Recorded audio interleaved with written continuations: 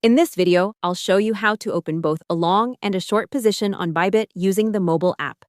First, open the Bybit app and log in. Make sure you have funds in your derivatives/futures account.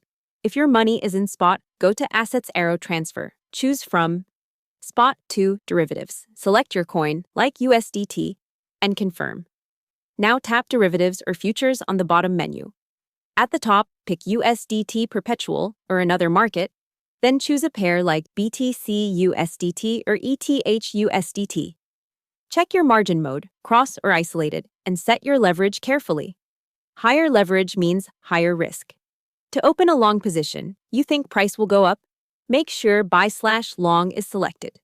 Choose market, enter your position size, optionally set take profit and stop loss, then tap buy/open long and confirm. Sitting to open a short position, you think price will go down?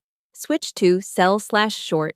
Keep market selected, set your size and TP/SL, then tap sell/open short.